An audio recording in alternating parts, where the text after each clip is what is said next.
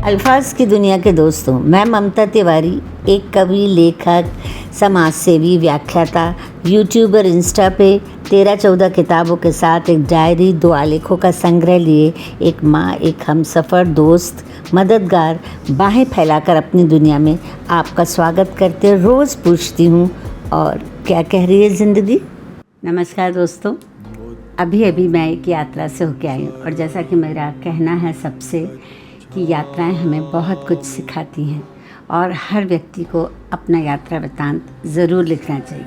मैं एक डिस्क्लेमर भी देना चाहती हूँ, क्योंकि एक आध्यात्मिक यात्रा थी जिसे लोग धार्मिक भी समझते हैं, पर मैं किसी धर्म के बारे में बात नहीं करना चाहती, ना किसी धर्म के विरोध में बोलना चाहती हूँ। मैंने जैसा देखा, जो समझा, मैं वैसा के वैसा आपके सामने रख रही हूँ। ये मेरा अपना पक्ष है जो मैंने देखा है। बाकी आप जो सोचना चाहें सोच सकते हैं, पर ये एक अच्छी खूबसूरत यात्रा थी, क्योंकि ये मेरी मर्ज़ी की यात्रा थी। ये एक आध्यात्मिक यात्रा थी बौद्ध गया की। तो बचपन से कोर्स की किताबों में बुद्ध की कथाएं पढ़ी, सुनी। जब भी गुस्सा आता, तब तो हमारे घर में बुद्ध की मूर्ति भी नहीं थी, क्योंकि तब इतनी मिलती भी नहीं थी। सो स्कूल की किताब में तस्वीर देखकर मैं बात करती थी, तो मुझे बड़ा अच्छा लगता था। बाद में धीरे धीरे परिपक्वता के साथ मेरे हमसफ़र ने मुझे बताया, पढ़वाया। बच्चे भी शौक़ से, जहाँ बुद्ध के इतिहास से जुड़ी बातें होती, पढ़ते, हम लोग आपस में डिस्कस करते। हम हर साल बनारस जाते हैं तो सारनाथ भी जाते हैं। फिर जब वियतनामी लेखक तिक न्यात हन की पुस्तक जहाँ जहाँ पैर पड़े संतन के, जो कि इंग्लिश में वाइट क्लाउड के नाम से जानी जाती है, तब पढ़ी। बहुत सारे सवाल हल हो गए और बहुत सारे सवाल उठ खड़े हुए। उत्सुकता इतनी बड़ी कि बता नहीं सकती, पर आस्था का तो तर्क से कोई संबंध होता नहीं है। मेरे हृदय में बुद्ध और उनके सिद्धांत से संबंधित बातें थी जो हृदय को छूती थी। मुझे उनके अनुयायियों से या धर्म परिवर्तन से कुछ लेना देना नहीं है, और ना ही उनकी मूर्तियों से। मुझे ध्यान से लगाव था और बुद्ध के सिद्धांतों से, और जहाँ जहाँ उनके पैर पड़े ऐतिहासिक सबूतों को देखने का मेरा बहुत मन था। इसी सिलसिले में आखिर मैंने इस धरती पर कदम रखा, जिसे बिहार का दर्जा दिया गया है। दरअसल जो पहले मगध साम्राज्य कहलाता था, उस समय का मगध साम्राज्य हमारे भारत का स्वर्ण काल था। उसी स्वर्ण काल के गुप्त साम्राज्य की कल्पना करके मैं यहाँ आई। एयरपोर्ट से उतरते से ही हम अपने रिसॉर्ट की तरफ रवाना हो गए। चूँकि मेरे हमसफ़र को गया में अपने पितरों का तर्पण करना था, और उसके बाद हमें बुद्ध की पूरी कथानुसार उनके साधना स्थल, सुजाता का खीर खिलाना, ज्ञान प्राप्त होना, ये सब अलग अलग देशों की मोनेस्ट्री देखना, ये सब करना था। तो इसलिए हम लोग बौद्ध गया में ही ठहरे। हालांकि निर्वाण प्राप्ति के बाद उनका पहला स्पीच जो था वो सारनाथ में हुआ था, वो हम पहले ही देख चुके हैं। गया में लगभग उस वक्त जब हम पहुँचे हैं, तो गया में 60 लाख लोग तर्पण के लिए आए हुए थे, और बेहद सकरी गंदी गलियाँ, और एक नदी थी फल्गु नदी, जो बुद्ध के समय निरंजना नदी कहलाती थी।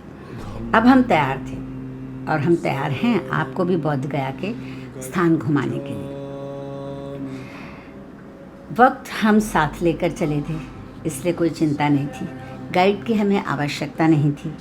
संजय को उससे भी कहीं ज़्यादा पता था, पर फिर भी हमने गाइड लिया, और गाइड का नाम था सुधीर, और एक टैक्सी ड्राइवर हमें लालू यादव नाम का टैक्सी ड्राइवर मिला। उन दोनों को साथ लिया। वो लोग सीधे सरल स्वभाव के थे, उन्होंने हमारा बहुत साथ दिया और हमें सही जगहों पे ले गए। हमारे साथ हैं सुधीर जी, अपने बारे में ये खुद बताएंगे। सुधीर जी, आप? सर जी, मेरा नाम सुधीर कुमार हुआ, मैं बोध गया से हूँ। मैं जापानीज़ बोलता हूँ, इंग्लिश बोलता हूँ, मैं टूर गाइड हूँ। मैं अपनी ज़िंदगी में एक बार ऑस्ट्रेलिया भी गया। इस जगह पे देखा, ऑस्ट्रेलिया में गया। 1 month I stay in Australia. Okay, और यहाँ हम जो खड़े हैं, जिस जगह हम खड़े हैं, वो क्या जगह है? ये बहुत पवित्र जगह। ये पहाड़ को काट के बनाया गया है। उधर में एक स्टैच्यू भगवान, ये नया वाला बना है। इधर में एक स्टैच्यू भगवान बुद्ध का रखा गया है। देखिए, ये भूमि स्पर्श मुद्रा में स्टैच्यू है। भूमि स्पर्श मुद्रा में ये नया वाला स्टैच्यू है। ये पहाड़ काट के बना है। इसके बाद जो देख रहे हैं, ये तिब्बतियन गॉड है, वज्रगुरु पेमा सेवी तिब्बत में बहुत बड़ा फेमस गॉड माना गया है, लोग उसको पूजा करते हैं। इधर में स्टेच्यू है भगवान बुद्ध का। ये सब तिब्बतियन मॉन्क है, तिब्बतियन लोग हैं, जो लेडीज़ हैं जो तिब्बतियन मंत्रा पढ़ रहे हैं, सूत्रा पढ़ रहे हैं, और भगवान बुद्ध के सामने, लामा जोपा सामने, ये जो मतलब गुरु पेमा सेवी उनके सामने पढ़ रहे हैं। तो आपको तिब्बती आती है क्या? मेरे को तिब्बतियन नहीं आते, लेकिन ये तिब्बतियन भाषा में लिखा हुआ है, वो मैं आपको बता रहा हूँ कि तिब्बतियन मतलब भाषा। आप जापानीज जानते हैं? मैं जापानीज बोल सकता हूँ। तो ये तो बहुत इम्पोर्टेंट प्लेस हुआ जहाँ पर बहुत वो ही। 6 साल रहे और उन्हें कुछ खाने को नहीं मिला, एनलाइटनमेंट भी नहीं हुआ उनका, और इसके बाद वो बढ़ गए सुजाता। हाँ, यहाँ पे भगवान बुद्ध को ज्ञान प्राप्त इस जगह पे नहीं हुआ, क्योंकि हमें बहुत मंकी थे, भगवान बुद्ध को डिस्टर्ब करते थे। तो भगवान बुद्ध सोचे मेरे को इस जगह पसंद नहीं है, तो इस जगह को छोड़ के सुजाता में गए, जहाँ पर उन्होंने खीर खाया, माध्यम मार्ग का उद्देश्य अपनाया। उनके बाद वो महाबोधि मंदिर गए, जहाँ पे भगवान बुद्ध को महाबोधि मंदिर गए, जहाँ भगवान को ज्ञान प्राप्त हुआ। तो इसके बाद हम लोग सुजाता जाएंगे, जहाँ पे खीर खाएंगे भगवान फिर बुद्ध। उसके बाद अपन महाबोधि टेम्पल जाएंगे। एक दलाई लामा जी तिब्बतियन को महागुरु में महागुरु में तिब्बतियन के लिए। तो दलाई लामा जी का जो मंत्र है वो पूरा दुनिया इनको जानते हैं। ओम मानी पे में होम, ओम मानी पे में होम, होम मानी पे में होम, होम मानी पे में होम, होम मानी पे में होम, होम मानी पे में होम, होम मानी पे में home. It means that I'm going to close to Buddha and what Buddha was philosophy you follow step by step. अब जापानीज में जाते हैं तो बोला जाता है नम्यो रिंग्योको, नम्यो रिंग्योको। ये जापानीज भाषा हो गया। उसमें आप अगर महाराष्ट्र में जाते हैं तो बोलते हैं बुद्धम शरणम गच्छामि, धम्मं शरणं गच्छामि, संघं शरणं गच्छामि। हमने सुविधा के हिसाब से मैंने एक मतलब रिसर्च की कि मैं इतने समय में कितना कहाँ घूम सकती हूँ। तो वो 10 प्लेस निकले। एक था महाबोधि मंदिर, एक बोधि वृक्ष, महान बुद्ध प्रतिमा, थाई मठ, इंडोसन निप्पॉन जापानी मठ, सुजातागढ़, वज्रासन, मुचलिंडा सरोवर, बराबर पहाड़ी गुफाएं, रॉयल भूटान मठ, तिब्बत मठ, डुंगेश्वरी गुफा। तो अब चलिए शुरू करते हैं। तो हमने शुरुआत की सबसे पहले जब बुद्ध का आगमन हुआ बोध गया में, तो वो चलते चलते पहाड़ियों से ऊपर एक गुफा में पहुँचे, जहाँ पर उन्होंने 6 साल कठिन तप किया और रोज़ बस एक चावल का दाना खाते थे। और ये करते करते और जिन गुफाओं में वो रहे उन्हें डुंगेश्वरी गुफा कहा गया। और वो इतने कृशकाय हो गए थे कि मतलब उनकी वहाँ जो मूर्ति लगी है वो उसको बनाया भी ऐसे ही गया है कि जैसे कोई कंकाल रखा हुआ हो, और वहाँ के लोग उसे कंकाल मूर्ति भी कहते हैं। वहाँ जाने के लिए जिस रास्ते से हम आगे बढ़े तो थोड़ा मेरा जी धक सा हो गया कि जिस बौद्ध गया को विदेशियों की वजह से काफ़ी टूरिज़्म मिला हुआ है, उस गांव की दुर्दशा देखकर मैं सहर गई। मैंने सारनाथ की तरह चौड़ी सड़कें, पार्क, शांति जैसा साफ़ सुथरा शुद्ध वातावरण सोचा था वैसा नहीं था। गंदे पानी के नाले, सड़क पर खेलते स्कूल न जाने वाले बच्चे, कच्चे मकान, और कुछ लोग उसको ईंटों से पक्के बना रहे थे जिन्होंने बुद्ध के तपोवन पर कब्ज़ा किया हुआ था। हालांकि तराई के पास पहुंचकर दिल को थोड़ी राहत मिली कि वही थोड़ा सा घना जंगल, खुली हवा और बहुत ऊंची पहाड़ी पर गुफा थी, जहां पर पैदल चल के जाना बहुत कठिन काम था, लेकिन फिर भी जा रहे थे सब लोग। पर वहाँ जाने के लिए लोगों के लिए डोली की व्यवस्था भी थी। और एक बात और, वहाँ पर गुफा में बुद्ध की प्रतिमा भी सुनहरे रंग की थी, जबकि यहाँ पर इन्होंने और वो प्रतिमा थी उसके बगल में 2 प्रतिमाएं और रखी हुई थी। एक हिंदू धर्म के किसी भगवान की प्रतिमा थी, एक जैन धर्म के भगवान की प्रतिमा थी। वहीं कुछ तिब्बती अपनी भाषा में पाठ भी कर रहे थे। जगह जगह आपको मॉन्क घूमते मिल जाएंगे। अब हम नीचे उतरे, वहाँ ईंटों का बना हुआ एक स्तूप देखा जिसे सुजाता का घर बताया गया। वहीं सुजातागढ़ भी है। सुजाता एक जमींदार की बेटी थी जो भोजन लेकर पेड़ों और गायों को देने आ रही थी। तभी उन्हें भूखे प्यासे कृशकाय मृतप्राय अवस्था में बुद्ध के दर्शन हुए। उसने आग्रह करके उन्हें खीर खिलाई, तब उनके शरीर में जान आई। हालांकि बाद में उनके अनुयायी ने काफ़ी क्रोधित हुए, उन्हें छोड़ के चले गए कि उन्होंने व्रत तोड़ दिया था। पर बुद्ध को समझ आ गया था कि भूखे प्यासे प्राणहीन होकर निर्वाण प्राप्त नहीं होता, और बुद्ध धीरे धीरे नीचे उतरे। सुधीर जी, अब ये बताइए कि अपन किस जगह बैठे हुए हैं? ये बहुत प्राचीन मंदिर है मैडम। यहीं पे भगवान बुद्ध ने खीर खाया था और माध्यम मार्ग का उद्देश्य मिला था उनको कि गिटार को तार को इतना कस के मत को ताकि आवाज़ नहीं आए, इतना ढीला माध्यम मार्ग में जाइए।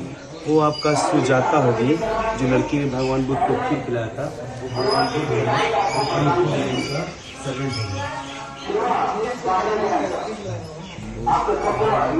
ये दुगना है, इन्हीं से खीर, गाय से खीर बना था।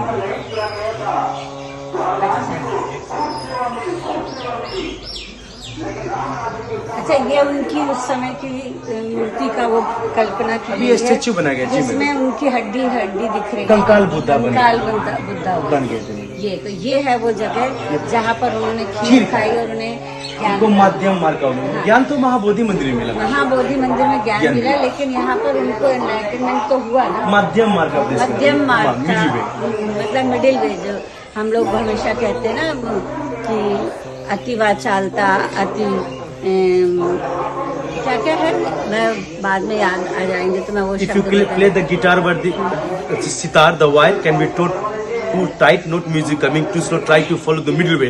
Then Buddha understand the middle way. He thinking I have to follow the middle way. So he get the milk rice from the lady, get the power, energy, back to the Mahabodhi temple. 1 week sitting in the Vajrasana, but he get enlightenment in Bhumi Aspastuprana. So this is a very second holy place. And after, from here, Buddha convert Gautam Siddhartha to Gautam Buddha on Mahabodhi temple, in Mahabodhi temple.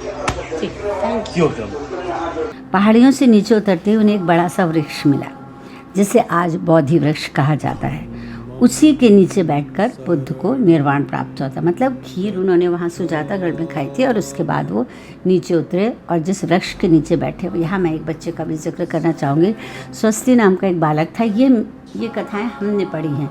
तो स्वस्ति नाम का बालक था, वो अपने गाय भैंस चराने, मतलब अपने मालिक की गाय भैंस चराने वहाँ आता था। बुद्ध को वहाँ पेड़ के नीचे ऐसे ही बैठा हुआ देखकर उसने बढ़िया भूसे का ढेर लाया और उनके लिए एक अच्छा सा गद्दा बनाया जिससे बुद्ध उस पर बैठ सकें। बुद्ध से उसकी बहुत अच्छी दोस्ती हो गई थी। तो बुद्ध, वो सुजाता, ये तीनों मिलकर वहाँ पर बैठते, बातें करते, खाना खाते, और इस तरह से वो बालक था स्वस्ति। लेकिन उसके बाद 10 साल बाद जब बुद्ध को निर्वाण प्राप्त हो गया, बुद्ध वापस लौट के आए और उस स्वस्ति को अपने साथ लेके गए और उसे अपना शिष्य बनाया था। तब गंगा की सहायक नदी नैरंजना पासी में बहती थी। ये स्थान पटना से 96 किलोमीटर दूर और गया से 15 किलोमीटर दूर है।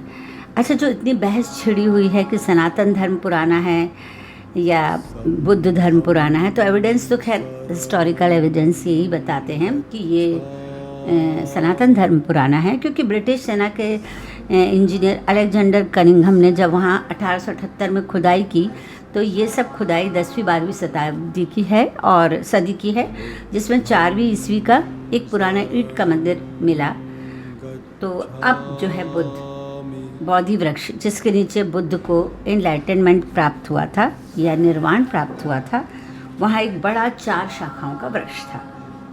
बाद में इसकी एक शाखा अशोक के बच्चे महेंद्र संघमित्रा ने श्रीलंका में ले जाकर इसकी एक शाखा लगाई। परंतु धीरे धीरे जब ये पेड़ सूखने लगा, क्यों सूखने लगा आप सुनिए। दरअसल बात ये हुई कि अशोका ने जब बुद्ध धर्म अपनाया तो उनकी पत्नी को ईर्ष्या होना स्वाभाविक था, क्योंकि अब वो उसमें पूरे डूब चुके थे। तो उन्होंने उसको गुस्से में कटवा दिया। फिर थोड़ा पनपा जब, तो फिर राजा शशांक आए थे जो बुद्ध धर्म से घृणा करते थे, तो उन्होंने उस पेड़ को फिर कटवा दिया। तब उसके बाद श्रीलंका से उसी पेड़ की शाखा लाकर, दूसरी शाखा लाकर उस पेड़ को फिर से रोपा गया। आज वो पेड़ घना, हरा भरा, अच्छी हालत में है। हमारी तस्वीर भी है उसके आगे, आप देख लीजिएगा। 12वीं शताब्दी के दौरान दिल्ली के कुतुबिनात ऐबक और बख्तियार खिलजी ने के नेतृत्व में मुस्लिम तुर्क जो सिपाही थे, उन लोगों ने इस मंदिर पर आक्रमण किया। किस पे, महाबोधि टेम्पल पर आक्रमण किया और उसको तहस नहस कर दिया। हालांकि यहाँ जगह जगह लिखा गया है कि मतलब बाद में फिर उस मंदिर को अशोक ने तो बहुत अच्छा बनवा दिया। फिर यहाँ पर एक चीज़ बहुत मज़ेदार है, यहाँ जगह जगह लिखा गया है कि मूर्तियों को सुनहरे रंग से प्रिंट करना गलत है। पर मैंने जितनी भी मंदिर में मूर्तियाँ देखी, बस कुछ ओरिजिनल विदेशी मठ छोड़ के जहाँ पर कांस्य की मूर्तियाँ थी, पर हर मूर्ति पर गोल्डन कलर लगा हुआ था, सिवाय एक जापानी 80 फीट वाली प्रतिमा को छोड़कर। हम मंदिर में गए तो वहाँ पर बुद्ध धर्म के हिसाब से सजावट भी की गई थी, साइड में बहुत अच्छे से वो लोग रोज़ सजाते थे। और वहीं रतनयान एक ऐसी जगह थी जहाँ बुद्ध भूखे बैठे हुए थे, तो 2 व्यापारी आए थे, उन्होंने उन्हें भोजन कराया था। बीच बीच की भूमियों में बुद्ध के अनुयायी ने अपने लिए जगह बना रखी है जहाँ पर वो बैठ के ध्यान करते हैं। मंदिर से सटा हुआ बिल्कुल एक हिंदू मंदिर है, जगन्नाथ मंदिर, और दूसरी तरफ एक मस्जिद है। अभी 10 साल पहले कुछ असामाजिक तत्वों ने मंदिर में बॉम्ब रख दिया था, जिसकी वजह से मंदिर का कुछ हिस्सा जो है क्षतिग्रस्त हो गया था। हालांकि उसे सुधार दिया गया है, पर सुरक्षा काफ़ी बढ़ गई और मोबाइल हम लोगों को अंदर ले जाने को नहीं मिले। और उतनी अच्छी सुरक्षा व्यवस्था मैं नहीं कहूँगी कि जितनी होनी चाहिए, और पुलिस भी उतनी नज़र नहीं आई, प्रशासन भी उतना दुरुस्त नज़र नहीं आया। एक बात बहुत अजीब लगी, आप सुनेंगे तो शायद आपको भी लगेगी। गया नदी जो है, मंदिरों को छोड़ बहुत सारे लोग बौद्धि मंदिर में पंडितों के साथ तर्पण कर रहे थे और काफ़ी गंदगी फैला रहे थे और बेहद शोर कर रहे थे। जबकि मैंने बुद्ध स्थानों पर शांति सफाई देखी है। ध्यान के लिए हालांकि एक वृक्ष के नीचे मैंने ढूंढने की कोशिश की कि मैं यहाँ थोड़ी देर बैठ के ध्यान करूँगी, तो एक ऐसे वृक्ष के नीचे मुझे जगह मिली जहाँ पहले ही सब लोग मिलकर ध्यान कर रहे थे। वहाँ मुझे एक वियतनामी बुद्ध अनुयायी लेडी से मुलाकात हुई। वहाँ पर भी लेकिन माइक लगाकर बुद्ध के मंत्र सुनाए जा रहे थे, सिद्धांत सुनाए जा रहे थे। वे सब यात्रा पर निकले हुए लोग थे, 1-1, 2-2 साल से या विदेशों से 5-5, 6-6 साल से आए हुए थे, पर उनका रहना सहना खाना सब अलग उनकी मोनेस्ट्री में था।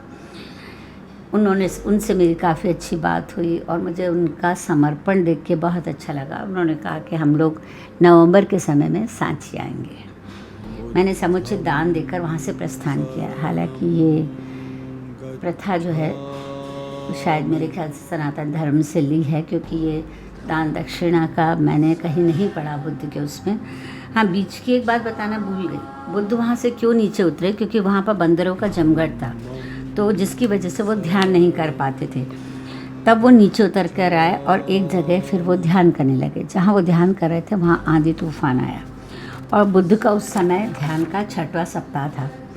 तो जो नागराज मुचलिंडा कहे जाते हैं, उन्होंने ऐसा मानते हैं कि उन्होंने अपने फन को फैलाकर उनको छाया दी थी। देखिए, ये सब हम मंदिरों और उन चीज़ों से देख के बोल रहे हैं या जो हमारे गाइड ने बताए हैं। और उसी जगह पर राजा मुचलिंडा व बुद्ध की प्रतिमा है और एक सरोवर में स्थित है जिसे मुचलिंडा सरोवर कहते हैं। अब हम महान बुद्ध की प्रतिमा देखने गए। ये प्रतिमा पहली बार मैंने बुद्ध की प्रतिमा स्टोन की देखी।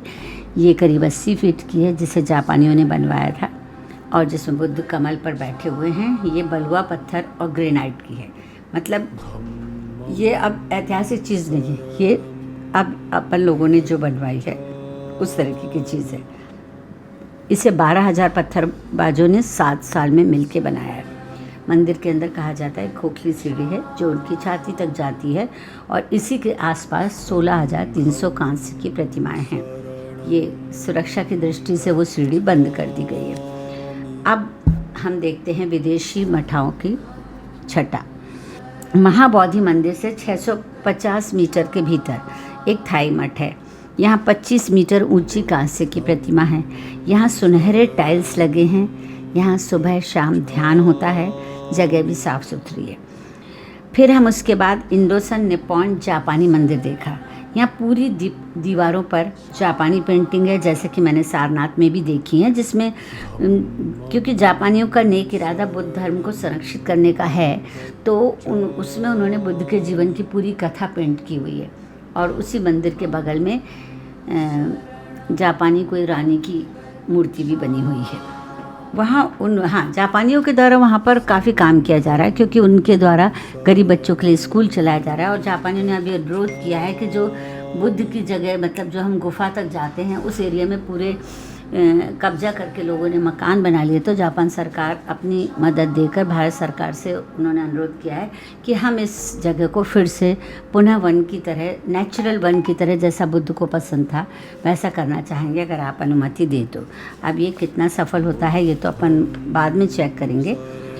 तो यहाँ पर चिड़िया बहुत है। बुद्ध को चिड़िया और हिरण से बहुत प्यार था। यहाँ चिड़िया बहुत है, और हमने वहाँ पर, यहाँ मतलब मैंने थोड़ा सा पुण्य कमाया। एक व्यक्ति चिड़िया पिंजरे में भर के लाया था, मैंने उन्हें आज़ाद कर दिया। मुझे नहीं बात मालूम था कि मैंने मुसीबत मोल ले ली। जैसे ही मैंने उन चिड़ियों को आज़ाद करके उसको पैसे दिए, वहाँ 12-13 और चिड़ियों को लेकर पिंजरे में खड़े हो गए कि ये आप इनको भी आज़ाद करिए। मैंने कहा ताकि जाके आप फिर से पेड़ से पकड़ लेंगे। तो उनका मकसद यही था कि जैसे टूरिस्ट लोग आएँ। तो ऐसी कुछ चीज़ें हैं जिन्हें हमें नहीं करना चाहिए। हमें ये सोचना चाहिए हमारे विदेशी मेहमान क्या सोचेंगे, जो आपके भले के लिए कार्य करना चाह रहे थे। इसके बाद हम रॉयल भूटान मंदिर देखने गए, जो बंद हो चुका था। इसे महान जागृति मंदिर भी कहते हैं। वज्रासन हम जा नहीं पाए, बहुत दूर था। और 43 किलोमीटर दूरी स्थित बराबर की पहाड़ी गुफाएं हैं, जहाँ चट्टान कट की वास्तुकला है, जहाँ 4 पहाड़ियाँ, करण, चौपड़, सुदामा, विश्वकर्मा, लोमस ऋषि की गुफाएं हैं। यहाँ जैन मूर्तियाँ भी हैं और हिंदू धर्म की भी मूर्तियाँ हैं।